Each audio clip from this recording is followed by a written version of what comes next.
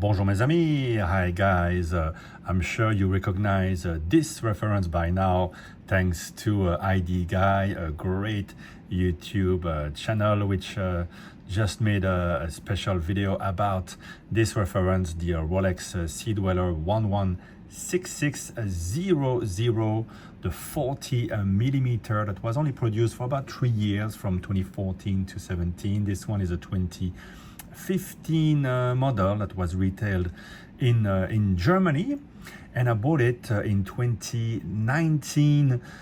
So the story a bit behind that purchase is I think 2017, 2018, when I got into watches a bit more seriously.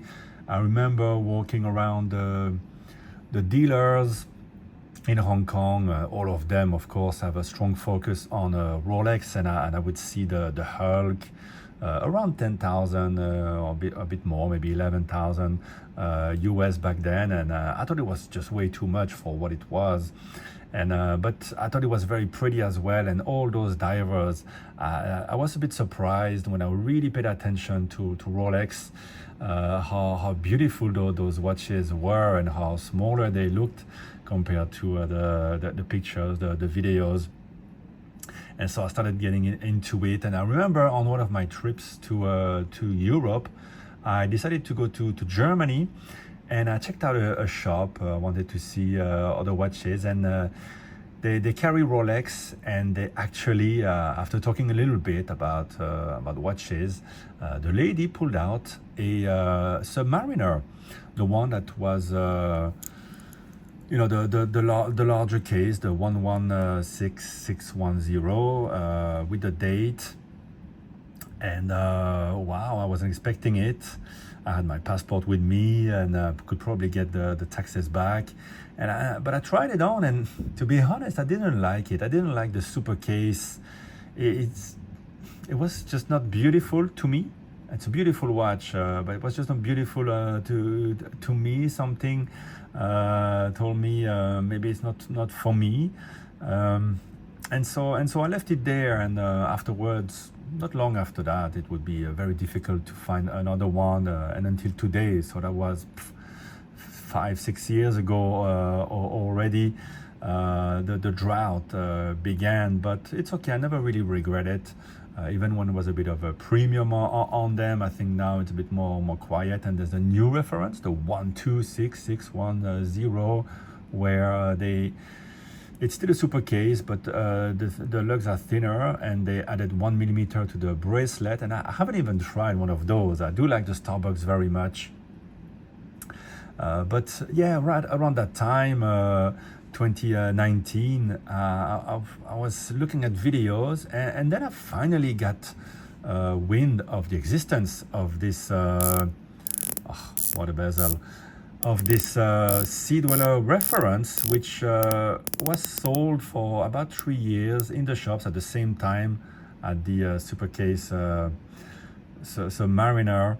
And it wasn't very popular because it was more expensive, being a Sea Dweller with the helium escape valve, going much deeper, 4,000 feet. So it's called a Sea Dweller 4000, the SD4K, or 1,220 meters.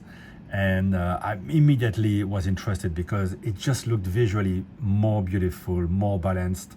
You see, it doesn't have the huge wide lugs, or at least they integrate much better with the design. And when it's a bit thicker, it also changes the proportions of everything. So I also like the visual of the fully calibrated bezel, which is very different and very recognizable from far. Also, the absence of a Cyclops. It's not that I hate the Cyclops, but having the date without the Cyclops, you get a good symmetry. And again, that was special. And yet, it's as modern as the Submariner. It's ceramic bezel. You got the fantastic glide lock clasp, which comes also with a flip lock. No, not a flip lock. I'm not sure what it's called. A diving extension, which is a very long extra sort of link with that you can open up, And when you have it, it really kind of pushes out into the bracelet here. So I removed it, and it allowed me to be in a comfort position right in the middle. And so when I want it really tight, I still have a lot of travel, and when I want to have it looser, I still have a lot of travel. So I have it really set perfectly for me. The glide lock has been amazing. So you get everything modern with it. It's not the 70 hours of power reserve, but I don't really care too much for that. The movement in here has been proven. It's bulletproof. And of course, the watch is a bit thicker with the helium escape valve. It can go to great depth.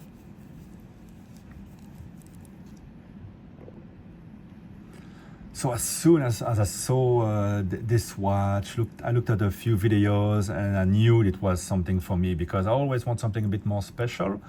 A Submariner is a classic, right, to have, but it's so ubiquitous that I always thought I need something a bit different. It could be the green version. I had my chance to buy the Hulk. I didn't. I should have 2-3 times, but you know, it was. Maybe if I had been a bit more aware a year earlier, I would have bought it, but I didn't, and it's okay. I found something special with this one. So I remember the next day, I took my son to a football game, and afterwards I wanted to go to see a couple of these in shops. That's the great thing about Hong Kong, is that you can find anything, anytime. In terms of luxury, it's good and it's bad, because there's no problem. There's not much stopping you from finding these things. And the first one I saw had been probably worn by a painter or something. It was full of dirt, because you have to understand, probably people would get a good discount to buy these, and they wouldn't be very precious with them. They wouldn't think it was anything special. They would probably think Rolex would make it forever. And so, and the dealer hadn't even cleaned it. So I thought, that's not very serious, and it was watch only, so I passed. And I went to the next dealer, who had this one from Germany, no box, but it had the paper, and fully legit, and almost unworn, I think unworn completely. Don't know how it ended up in Hong Kong, but it did. Maybe the guy bought it and didn't really wear it, because these are fairly heavy. We'll talk about that in a second. And so it's been running amazing, and the functionality is great to time things on the fly.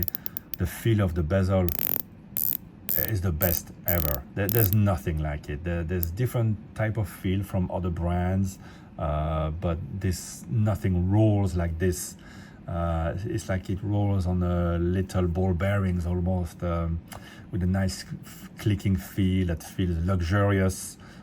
Just fantastic. I really recommend it if you've never tried. You have the date. I love to have the date. I feel naked without the date, to be honest, but it's, as I said, symmetrical in the presentation. Crown guards, and just a beautiful case shape. And while it's just a black watch, a black diver, it's not quite black. It's a bit grayish. There's a lot of, I don't know, it's very beautiful. The lugs are almost straight. I think they slightly turn here. As you can see, never been polished. There's the full case that you get here. The fantastic oyster. It's getting a few little marks. I don't wear the watch too much. I haven't worn it on holiday, actually. Now I can tell you why. And there you go. You have the helium escape valve. I guess it's never seen any action. Probably none of these watches will ever see any action that way. But just in case, if I was filling up with the helium, the watch would handle it. The dimension, let's just prove actually what is the exact dimension of the watch. Take it maybe from here. It's probably not the best measurement. Maybe take it from below, so we avoid. No, the bezel actually doesn't really protrude. So yeah, let's see where we are exactly. With the crown guard, it's a bit difficult. So 40.5 or thereabouts, but I'm guessing taking properly the measurement, you might get to 40 because the crown guards already protrude here. So it's not exactly the fair measurement. And if I try to get it at the bezel, the bezel is just 40 and it doesn't protrude above the watch. So it is 40 indeed. Now the thickness, obviously it's going to be thicker than the comparable Submariner. So it's 15, but it has a much thicker crystal that's going to add probably 2 millimeters. So the visual is less, and you can see the beautiful bezel, how it's not flat, right? You can see how it goes up, and then you have the crystal, the 3 dots, of course, on the crown. Now one thing, and very few Rolex watches have that, is there's some writing at the back. So Rolex Oyster, Sea Dweller, original gas escape valve. Very few Rolex watches have something written at the back, so this one does have that. I've never removed the bracelet. I would never wear this or any other Rolex without their bracelet. They are fully integrated, beautiful brushing, and there's no bevel to speak of on this model. And you have the Rolex inside, and the serial number at the bottom, just like all the modern watches. And I like the previous reference, the 5-digit, the 16600, which I think is the longest produced reference of any sports Rolex, or any Rolex for that matter. Correct me if I'm wrong. I think it was 17 years or something like that. Those are very easy to find. They're everywhere, and nevertheless great watches. So this one, just a beautiful thing. One thing you need to know, and probably the reason why I don't wear it necessarily when I go on holiday, it's not that I'm afraid of giving it a knock or the value or anything. Usually where I go, it's safe. It's that the weight of it on the wrist is very concentrated. Some watches have that, some don't. For example, this watch, the weight, I think it's just above 160 grams, having removed some links for my wrist, which is 17 centimeters.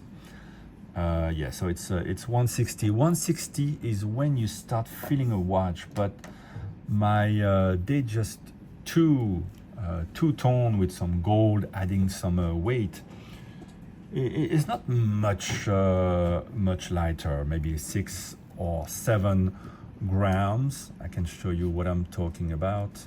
It's a fairly big watch here, this one. However, when you measure the point that's going to be in contact with your skin, on this one it will be much thinner. You can see it really points down to a diameter of about 20 millimeters. So it's fairly concentrated compared to others, because you have this extra bit here that you don't even have with all the other Rolex designs necessarily.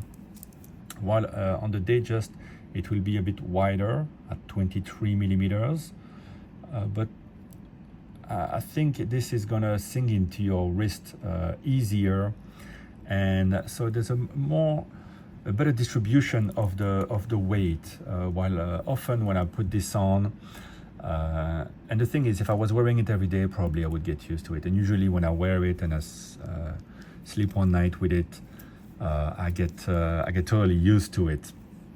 By the way, on my wrist I have this Omega Seamaster James Bond. You can see the little animation, the moire effect as it's called. It also has the helium escape valve. Doesn't go to 4,000 feet, but that's okay. It's a 300 meters, so a quarter of the capacity of this, but it does the same job. A beautiful watch, very different, and which was great with the Omega is that you get color. So here you have the blue and a nice dial, while the Rolex is a very sober, right? Very sober type of watch. The Omega, this one, they left the date out, but it's still a fairly thick watch. but this one a very flat, wider back. The thickness of it is 14, so the Sea Dweller is actually thicker, although it almost looks kind of smaller even with the bracelet. If you put the Omega bracelet on, it will feel a lot bigger than without. And here I have a different strap.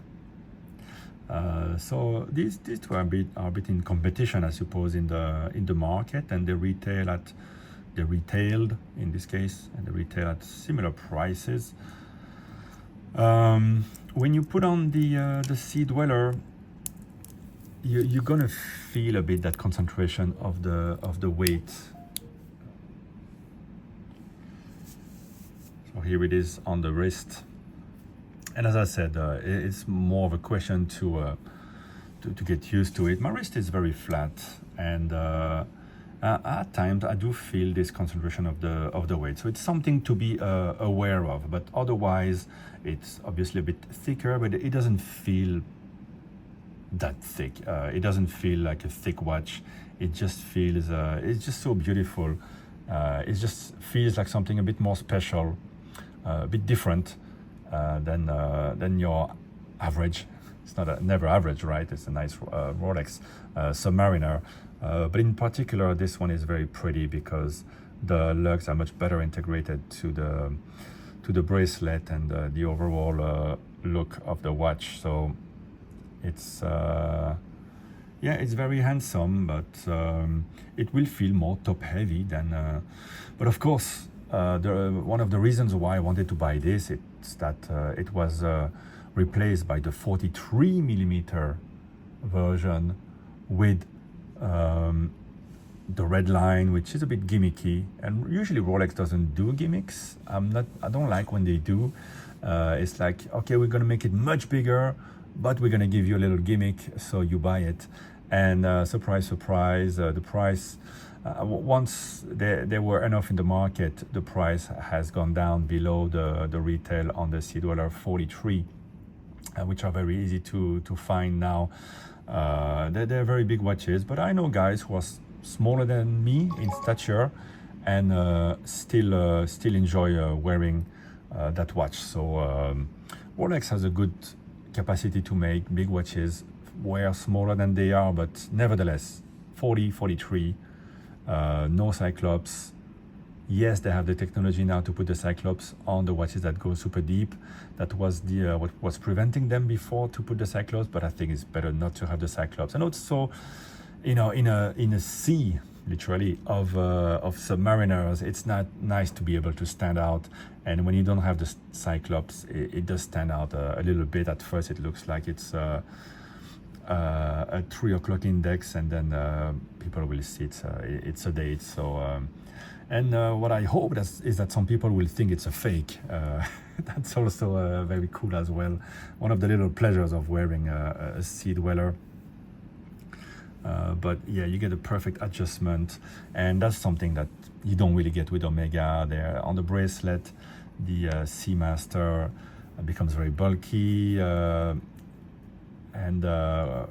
without it's nicer, but I like to have the full package with a great bracelet, and that's the specialty of Rolex. You get a fantastically well conceived watch, especially with the current references. So this one, great. You have all the modern appointments, but at the same time something a bit special, a bit old, a bit classic, something that they moved away from.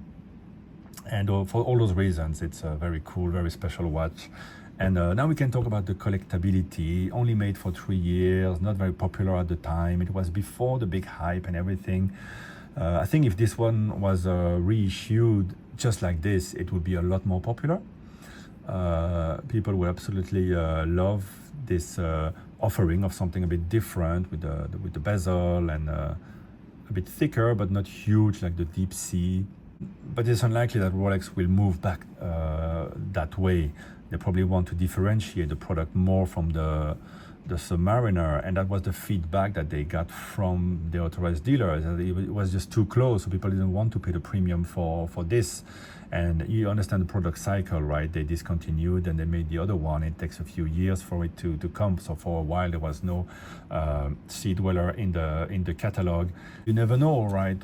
With hindsight, we now think that this is a great one, but anyway, with hindsight also, we know that this is a bit more collectible. Will it gain a lot of value? Right now, you can still pick these up for what I paid, more or less. It's around just above 10,000 US dollar in Hong Kong, because it's the market where you can find everything, right? Collectible doesn't necessarily mean it's gonna make you a quick buck, right? You can always tell yourself any fantasy that you want.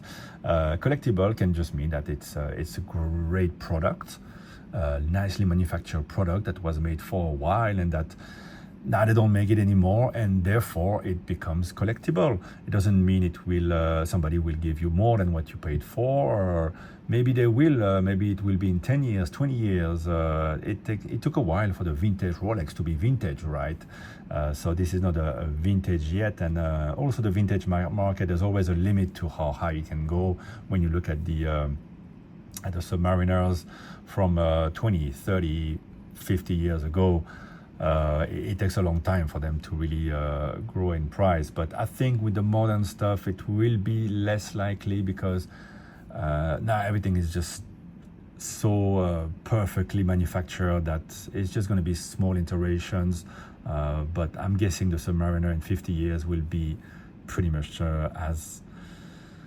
this one will be as good, right, as an instrument. How much better can a Submariner get? We're living in really amazing times of manufacturing, but you never know, and maybe in 50 years there will be no more Rolex, and this will be an incredible artifact. You just never know what can happen. So just buy it if you love it. Keep in mind that it is 160 gram or thereabouts. It can feel a bit heavy, so use the glide lock to keep it nice and tight. Otherwise, if it starts falling on your bone here, on your hand, it might feel a bit uncomfortable, because the balance is the point of gravity of every watch is going to be different. So they all wear a bit different. The day just feels very flat, with the weight nicely proportioned around, and this one has more of a well, I've explained myself already. Has a different way to wear on the wrist. But having said that, beautiful watch. So big up to ID Guy. I enjoy watching your videos, my friend, and I hope you enjoyed a bit my complimentary video here. I'm not trying to ride on your success. This channel here is very small, but a couple of fun stories is that I regularly see this watch, not just in the shops but also on the street. So right here in Hong Kong, I was having lunch with a friend of mine, a business lunch, and in a nice place, and a nicely dressed waiter who served me was wearing this watch, and as a testament to how recognizable it is, I knew exactly what it was because of the bezel and the absence of Cyclops. You know exactly what it is, and there's only one that has the previous reference would not have the ceramic bezel and would look a bit older. So easy to identify, and every time I see that, I'll pass by over there in the shopping mall, right in front actually of a Rolex shop. I see that waiter always wearing that same watch. And another time I was taking a taxi here, and I always look at the watch of the taxis. Not long ago, a guy wearing a Day-Date took my family back from a trip, and a very nice guy speaking great English, and he was the manager of a bank. Retired, and he decided to drive a taxi and wearing his Day-Date. Very cool. But another time I was taking the cab alone, and I noticed the watch immediately of the driver, and I couldn't believe it. He was wearing the exact same watch, and I asked him where he got it, and he got it in Greece. on a trip. He had a good price, I suppose. Yeah, it's strange how things changed quickly in 2018 with the Pepsi release. I think it really drew a lot of people into the brand and pushed the prices up and made everything difficult to get. And 2019, that's when it was. It was over. You couldn't get any more Submariners, and that's when I got this one. So there you go. And it goes to show that a watch that's a bit special, people, well, like me, notice it, and it's a fun little story, and we love to tell tall tales of watches and tell ourselves little stories on why we have to have them. Is this a keeper forever? I don't know. It's not the watch that I wear the most when I go on holiday. I always put it on and then I realize it's gonna hamper me, curb my style, and I always put something a bit more comfortable, like a Tudor. I wore it one time when I went to Vietnam for a few days, and it was very nice. So it was great. It's great to jump in the pool, jump in the sea with it. It's made for that. It's been very accurate, and I tested the water resistance after. This one is 9 years old, and it's still water resistant, no problem. So I haven't serviced it. I don't think there's a need if you don't wear a lot your Rolex. If I was wearing it every day, especially in the sea, I would have had serviced it. But I don't wear it often, so why risk? Because when they service it, they risk damaging it, right? Those watches are manufactured so perfectly, and then once you have to open them, there's a risk of damage and it coming back less accurate than it was. So as long as it's got good accuracy, superlative accuracy, then I just leave it be and enjoy it. And once in a while, I will check the water resistance just to be sure if I want to take it to the water. It's a bit over the top. It's a bit too much, 4,000 feet of water resistance. And sometimes I'm thinking maybe I should say goodbye and get a Submariner, Starbucks, something a bit more comfortable with a nice visual. Maybe I'll do that. We'll see. But yeah, it's such a beautiful watch. I've said it many times, but it's just a very pretty watch. So there you go. At least you know it exists. It's still easy to find them at a good price.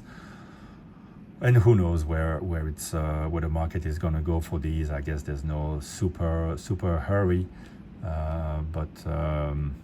There you go. Let me know in the comments what you think about this watch. I think it's quite popular. It's getting in notoriety and popularity, perhaps. So if you love it, maybe grab one for yourselves. Bye bye, guys.